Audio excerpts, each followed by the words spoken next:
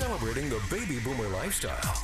This is Boomer Life with Sterling Fox on AM 650.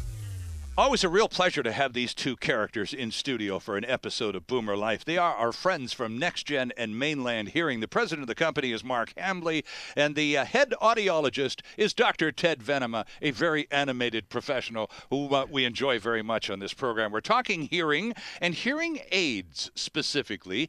And Mark, Ted, and I have broached this subject in the past. Yes. But let's really get into it in some detail. Right. Because, as you said, only 1 in 5 Canadians ever does anything about their hearing problems. Right. So that's 1 out of every. So 4 out of 5 of us are walking around to the end of our earthly days, unable to hear particularly well, and that's, I guess, kind of okay.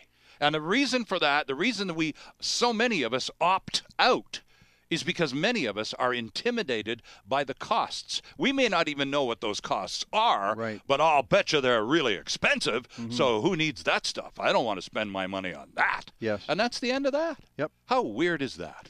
Well, I mean, I think it's a misperception, unfortunately, on the part of the average consumer, because no one at either Mainland Hearing or NextGen Hearing is ever turned away without being provided with some form of amplification if they want it for the sake of their income range. Okay. So there's lots of ways we can go about this to ensure that somebody gets amplification and they get back into life again and start enjoying those activities that they used to participate in, those social activities that they struggle with because of their hearing loss. We can reintroduce them back into those with a lot of success and a lot of enjoyment again. And for those people who really don't have the money to purchase hearing aid, there are other alternatives. There's a Lions Club, for example, that we work with, and a number of other dispensing organizations work with that provide a subsidy. There's 2 forms of subsidy they provide. Number one is that they can get a used hearing aid. They have this lab down in Bellingham. They take all these donated hearing aids. We have in our office, and a number of other dispensers have a little box in our office that if you have, let's say you trade your old hearing aids sure. You can donate those hearing aids to the Lions Club, and they will actually take those hearing aids down to their Bellingham lab, ensure that they refurbish them, do whatever they need to make sure they meet the quality control standards that we require to fit someone with. Right. And we can take that set of hearing aids and we can fit them to an individual for nothing, to that individual. Right. And the Lions Club pays us a small fitting fee for doing so. Mm-hmm. But they also have a program. That's the first option. The other option, which is really where they're trending towards now, is we have an arrangement with them, and there's one other organization that does as well, where we can take new hearing aids. And these are fairly good, sophisticated technology, and we can fit these individuals at no charge to them, and the Lions Club will pay for the cost of those hearing aids. And we give them those hearing aids at a very reduced price, because obviously these are people who would normally not be able to get a hearing aid because of the cost. Right. So the nice thing about that for the Lions and for us as well is that those hearing aids come with a 3-year warranty, provision of batteries, loss and damage insurance, those sorts of things. So the Lions didn't have to worry about servicing or those things breaking down for some time. Mm-hmm. So I think that's the route they prefer, and I think we prefer as well. So that's one form of subsidy that with a service clubs. With a service club, right, sure. And those are people who obviously are in income levels where they just precludes them from purchasing a hearing aid. Right. Now you mentioned very briefly in our opening segment, Mark, that in some provinces, and you've mentioned Ontario specifically, some government assistance is available to citizens who want to purchase hearing aids. Yes. As you indicated, that subsidy level in British Columbia, however, is 0. Non-existent. And is that for children, seniors, for all classes and ages of people, or no assistance for anybody in BC? There is. There's now just recently, it used to be up to about 3.5 years. If you were a child, you would get assistance through the government. Sure, right. And that's recently, I understand, has gone up to the age of 5. But after that, you're on your own. Interesting. Now, there is one other exception, and that's people who are covered under Ministry of Social Services. They also are covered if they're employable. So they want these people back to work, sure. And so they will cover the cost of hearing aids in those cases as well. And we do that work with the ministry. We will fit hearing aids to those individuals who qualify. And of course, Ted, there are many corporate insurance benefit providers in many workplaces that will offer some subsidy on a once or every second year. That's right. There's a few $100s available for glasses, for hearing aids, and for other and such implements. Not to be forgotten is WorkSafe BC, right? or Veterans Affairs Canada, or right. you know. Absolutely. So you have some general wider insurance providers, but then again, your own employer can also defray the costs, your insurance that you might have. Okay, now you mentioned, Mark, that seniors particularly are obviously the most likely to be affected by hearing loss. Yes. It's an aging thing. It is, yes. And yet, correspondingly, there's no provision for seniors in British Columbia on the part of the government to offer any assistance with respect to hearing aids. That's correct. Not through the BC medical plan. Okay. As Ted says, certainly if you're an individual that's worked in high-level noise industry, then you're covered under WorkSafe BC. If you are in the forces, you're covered under DVA. So, but and if you're also First Nations are covered as well. Mm-hmm. But any other senior is not. There is no subsidy, unlike other provinces in Canada, where they will provide up to $1,000 for a pair of hearing aids. In Ontario, or for example, Alberta's are up to $900. Okay. Yeah. By the way, you said a pair of hearing aids. Yes. Do hearing aids, I know we have 2 ears. I get that. Yes. Do hearing aids always come in pairs, or sometimes does a person only need one? Oh, indeed. There are times when, for example, that you may only have a hearing loss in one ear, right? So we'd only fit you with correct the hearing in that one ear. The other ear is normal. Right. And some in the old days, when I say the old days, because I've been at this for 40 years now, that you would find that most people would wear only one, because that's all people thought that they needed. But they didn't, with the further research in the anatomy and physiology of how the auditory system works, is that the right ear, you get a certain portion of the auditory signal going to the left hemisphere of the brain and certain to the right, and the same on the other ear. The reverse in the other ear. Right. And there's some major benefits to hearing out of both ears. And so as time went on, we realized that you can localize sound if you use two ears and you hear equally well in those ears. Sure. If you only fit the one ear and the sound came from your left and you had a hearing aid in your right, you'd look over here and yet the sound's coming from your left and you'd look right. So there's big advantages. You get a much better signal to noise ratio. The brain can discern speech in noise much better when you use 2 ears.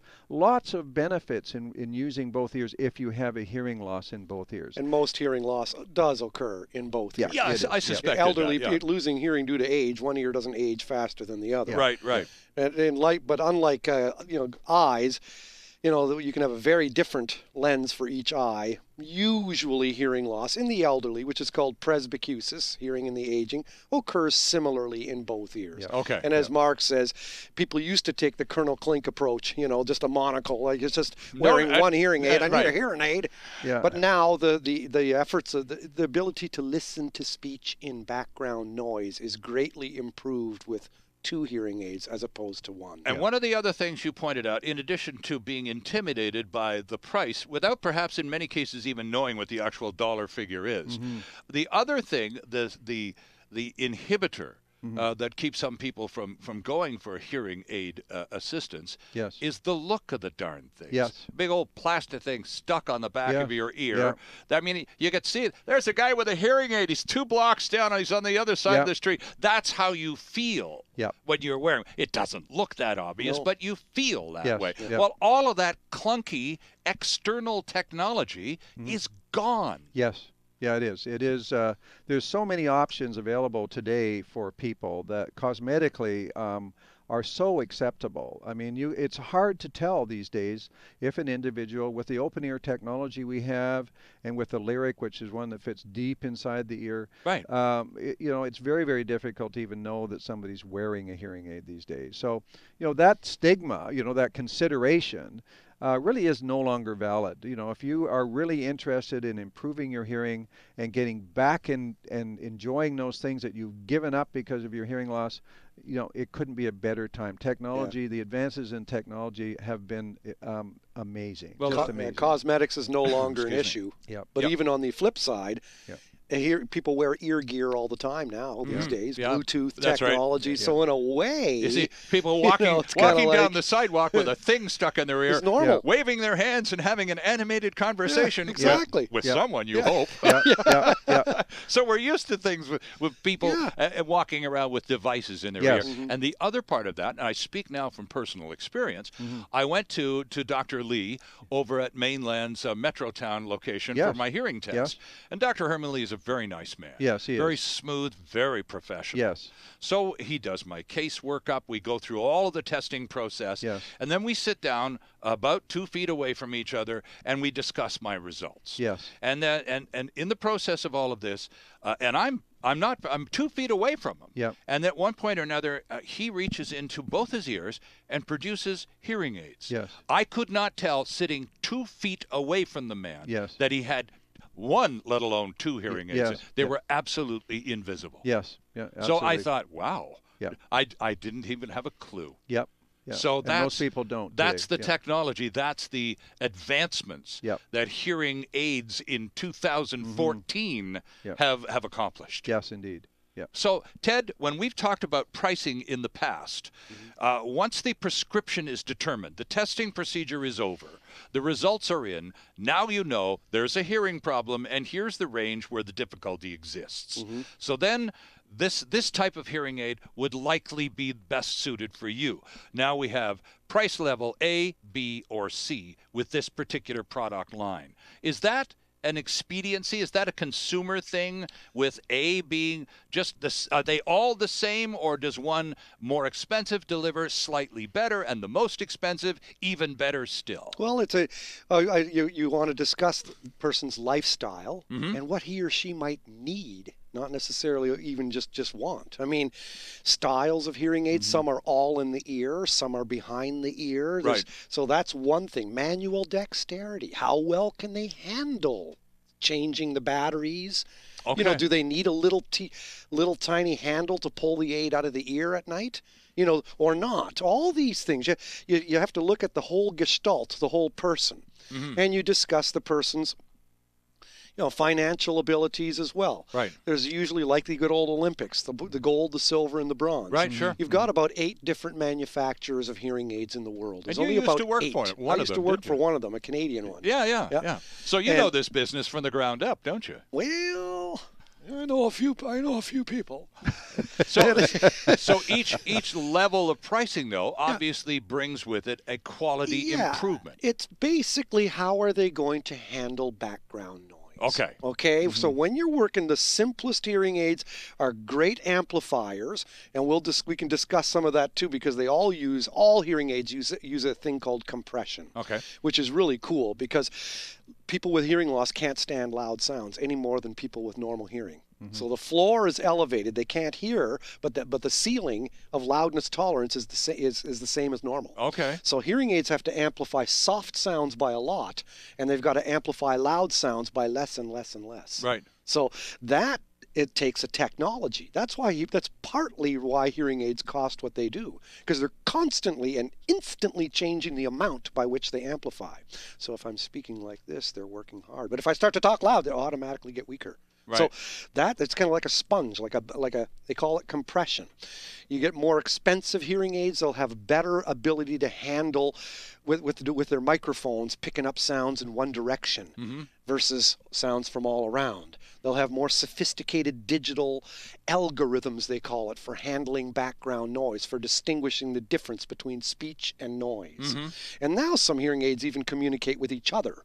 So they'll be talking to each other. It's really... And there's now, because you mentioned this in the past also, Ted, there are hearing aids that are connectable to iPhones and other digital technology. Absolutely. iPad, iPods, iPhones, now all just, it's de rigueur. They all communicate with hearing aids now. Mm-hmm. It's becoming quite seamless. Okay. So it's a trip. Well, now this and this is an important conversation to have. And if Mark, it's so good to have you back with us too, because this is the dollars and cents conversation. This is the conversation about why 4 out of every 5 Canadians with hearing problems does nothing. Mm-hmm. Yep. This is why. Because we're intimidated by numbers in many cases which we don't even understand. Yep. We'll get into this even deeper when we return on Boomer Life, right here on AM 650. Canada's only weekly radio show dedicated to the baby boomer lifestyle. This is Boomer Life on AM 650.